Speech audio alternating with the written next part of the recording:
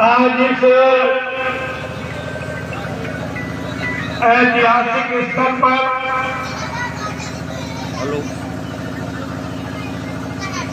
आयोजित पीडीए के कार्यक्रम में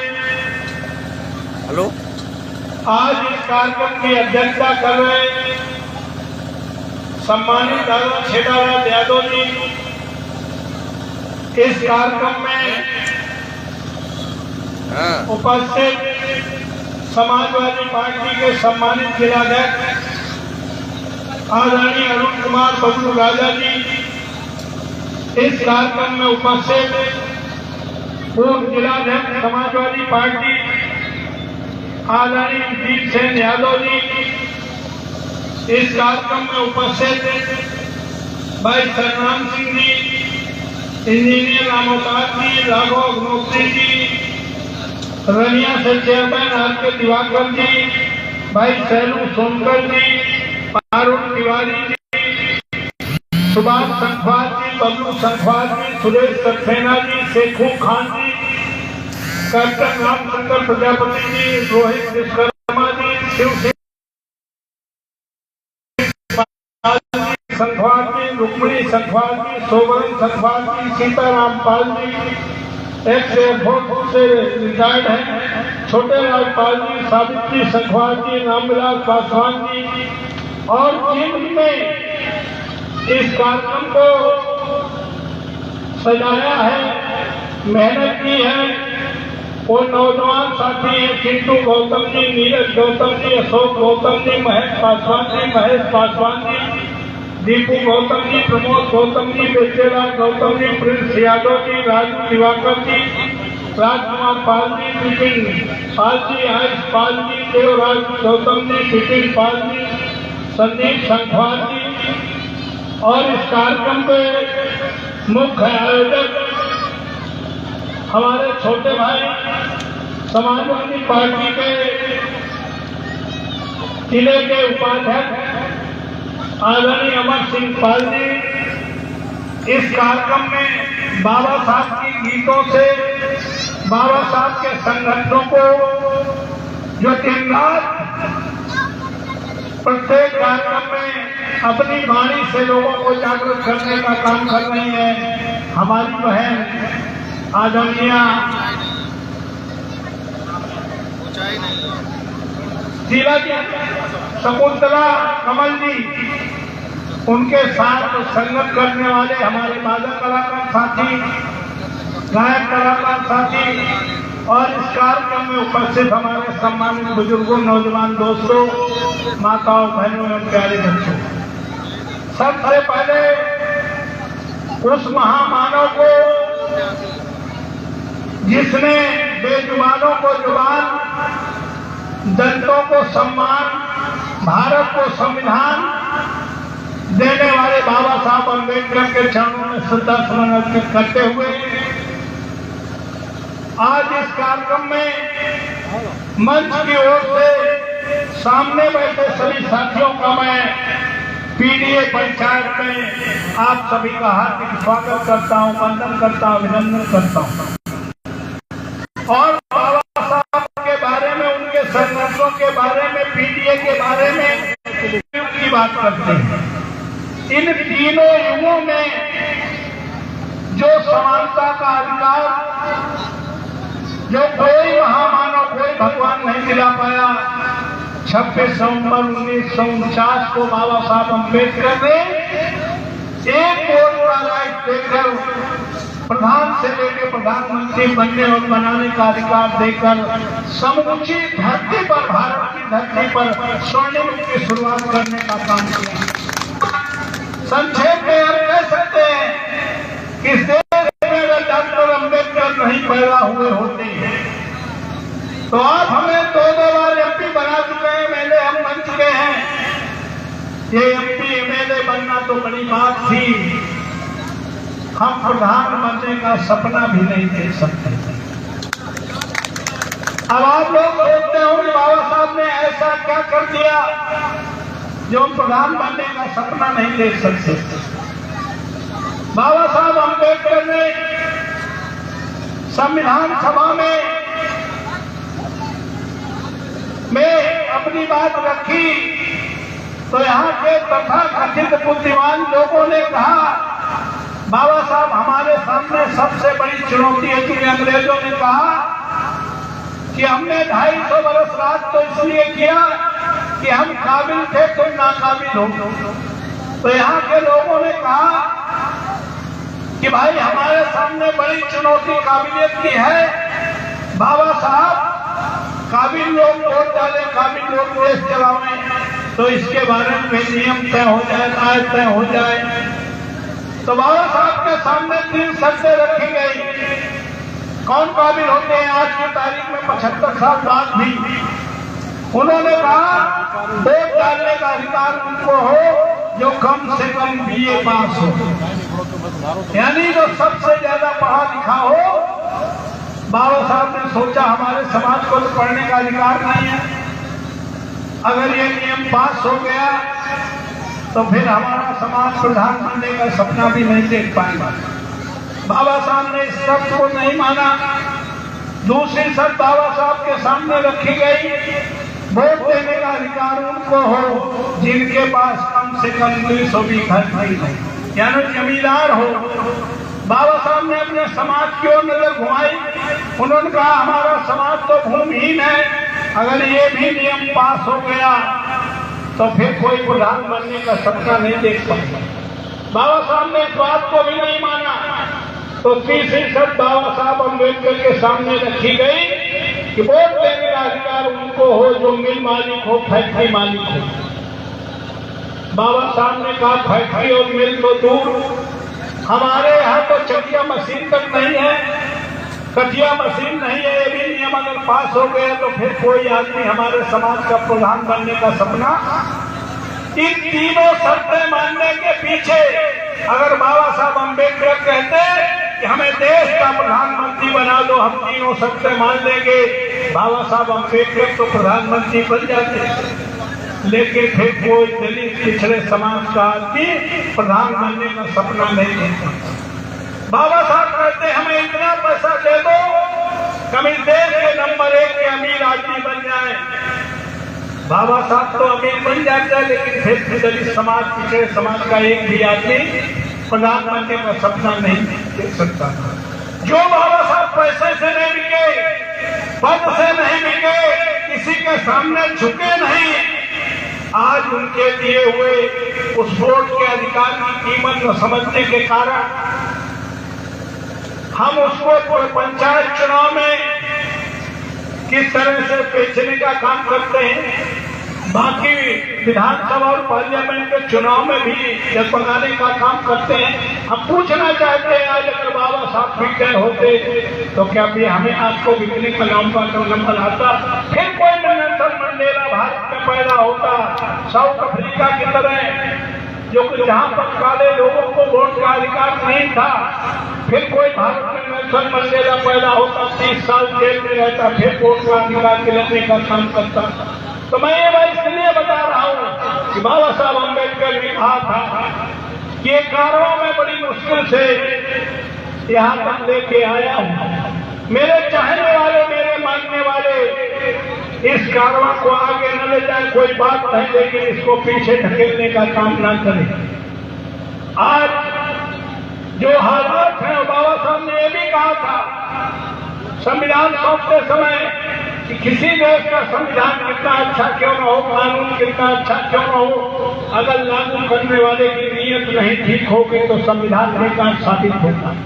आज 75 साल आजादी के बाद जिस तरह संविधान को तोड़ने की कोशिश 2024 में की गई, 400 पार का नारा दे करके संविधान बदलने की चेतावनी दी गई, उस चेतावनी को अगर किसी ने ठीक से धरती पर उतारने का काम किया है, इस तानाशाही सरकार को रोकने का काम किया है, तो इंडिया गठबंधन और उत्तर प्रदेश में अखिलेश यादव और राहुल गांधी ने रोकने का काम किया है।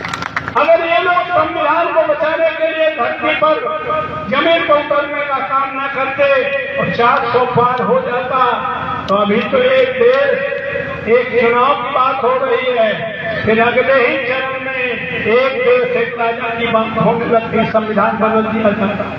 ये साथियों खतरा खत्म नहीं हुआ है, अभी तो खतरा रुका है। इसलिए साथियों इस समय पूरे देश में जिस तरह से संवैधानिक संस्थाओं का दुरुपयोग कर करके नेताओं के खिलाफ जांच करा करके उनको तोड़ने की कोशिश की जा रही है, जिस तरह से पैसे के बल पर सत्ता में काबिज रहने की कोशिश की जा रही है, ये दलितों और पिछड़ों अक़लियत और सर्वहारा वर्ग के लोगों की जिम्मेदारी है कि संविधान को बचाने के लिए, लोकतंत्र की रक्षा के लिए अब हमें डरना नहीं है, अब हमें बचना नहीं है, हमें डट कर मुकाबला करके बाबा साहब अम्बेडकर के संविधान को बचाने के लिए पीडीए में शामिल होकर के हमें आने वाले समय में तानाशाही ताकतों को मुंह तोड़ जवाब देने का काम करना है। इसलिए हमारे नेता ने यह आदेश दिया कि जो खतरा है, जिस तरह से पार्लियामेंट के अंदर इस देश के गृह मंत्री ने बाबा साहब अम्बेडकर का अपमान करने का काम किया है, 2024 से पहले संविधान बदलने के लिए घोषणा करने का काम किया है। अब तो दलितों, पिछड़ों, अक़लियत और संविधान को मानने वाले लोगों से मेरी विनती है कि पूरा देश पिछड़ा है, कुछ बचा नहीं है। आरक्षण 10 सालों में 1% भी कई भर्तियां नहीं हुई। सारे संवैधानिक संस्थाओं में प्राइवेट लोगों को बैठाने का काम किया गया है। ये दलित समाज के लोग जो IAS IPS बनते चले आ रहे थे, ये इतिहास में रहेंगे। अगर ये ना समझे तो कभी कहोगे कि हमारे भी समाज का आदमी IAS होता था, IPS होता था, क्योंकि इन 10 सालों में कोई IAS IPS की भर्ती दलित और पिछड़े समाज में नहीं हुई है। इसलिए आप लोग से निवेदन करने आए कि हमारे नेता ने दिल बड़ा किया है। अब समाजवादी पार्टी वो समाजवादी पार्टी नहीं है, ये समाजवादी पार्टी में लोहिया का समाजवाद तो है ही, गांधी का गांधीवाद भी है और बाबा साहब अम्बेडकर का अम्बेडकरवाद भी है। ये तीनों वाद तो है जो मानवता की बहाली के लिए जिन लोगों ने संघर्ष करने का काम किया है। इसी उद्देश्य को लेकर के मतभेद अलग रहे होंगे, मतभेद नहीं थे। अब इस समय संकट का दौर है। आने वाला 27 का चुनाव या जो भी जब चुनाव आ जाए, इसमें हमें बैठने के बजाय, डरने के बजाय डटने की आवश्यकता है। इसलिए मैं समाजवादी पार्टी के उन नेताओं से कहना चाहता हूँ, नेता ने दिल बड़ा किया है, नेता ने इशारा किया है, आप भी दिल बड़ा कर लो। जिन लोगों ने हमें वोट दिया हो, ना दिया हो, उनको दोनों बाहें फैलाकर गले लगाने का काम करो। ये काम अगर समाजवादी पार्टी के लोगों ने, कार्यकर्ताओं ने करने का काम किया, जो लोग परिस्थिति पर संविधान को खतरे को देखकर, बाबा साहब के अपमान को लेकर, देश को बचाने के लिए जो लोग आपके साथ आना चाहते हैं, साइकिल में चढ़ चुके हैं, इंडिया गठबंधन में वोट दे चुके हैं, वो पार्टी के सारे कार्यकर्ताओं और नेताओं की जिम्मेदारी है कि उनको साइकिल की गति से उतरने न दें। उनकी रक्षा के लिए, उनके सम्मान के लिए, बाबा साहब के संविधान के लिए उनको अपने साथ पीडीए में जोड़ने का काम अगर कर लिया तो 27 हमारा तो ही होगा ही। आने वाला जो भी देश का चुनाव होगा वो भी उत्तर प्रदेश से होगा। उत्तर प्रदेश में हमारे नेता से बड़ा कोई नेता नहीं होगा। इसलिए दिल बड़ा करने की आवश्यकता है।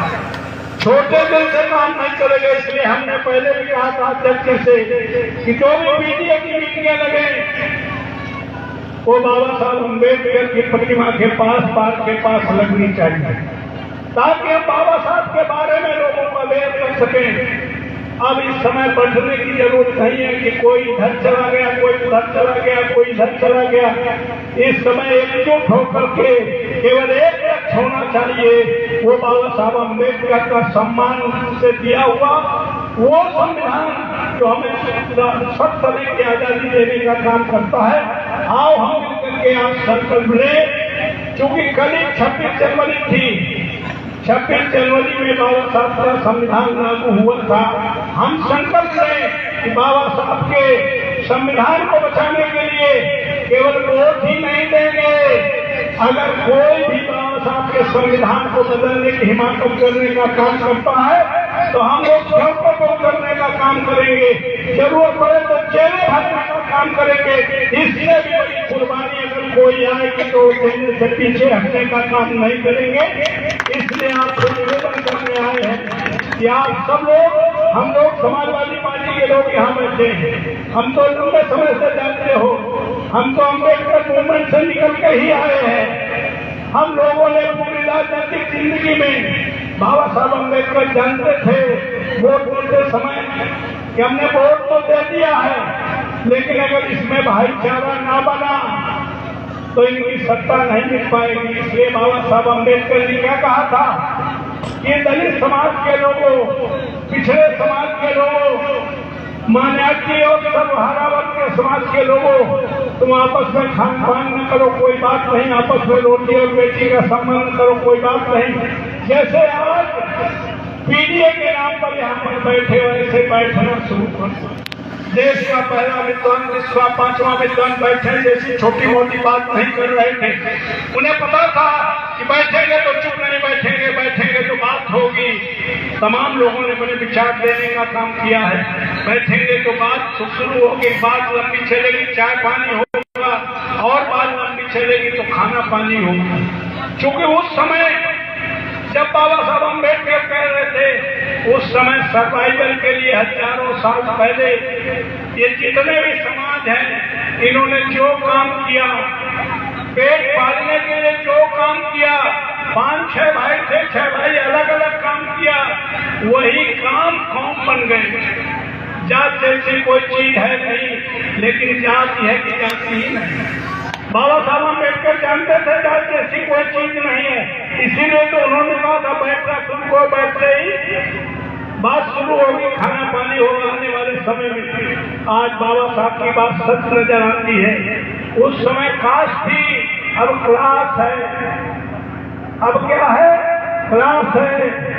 जब पढ़ने का अधिकार मिला, हमें प्रधान से लेकर प्रधानमंत्री तक चुनने का अधिकार मिला, तो जब आगे बात बढ़ी है तो आज की तारीख में IAS से शादी कर रहा है कि नहीं कर रहा, पीछे से कर रहा है, डॉक्टर से कर रहा है, इंजीनियर से कर रहा है कि नहीं, तो किससे शादी कर रहा है? क्लास से। कास्ट से शादी नहीं हो रही है।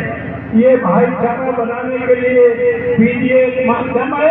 आओ हम सब मिल करके इस पीढ़ियों को मजबूत करके सांप्रदायिक ताकतों को आने वाले समय उखाड़ कर फेंकने का संकल्प लेके जाएंगे। और हम आज संकल्प लेंगे कि बाबा साहब अम्बेडकर के संविधान से छेड़छाड़ कहीं बर्दाश्त करने का काम नहीं करेंगे। और आए हुए सभी साथियों का मैं मंच की ओर से पुनः हार्दिक स्वागत करते हुए दूसरे कार्यक्रम में जाना है। आप सभी को बहुत बहुत धन्यवाद। जय भीम, जय भारत।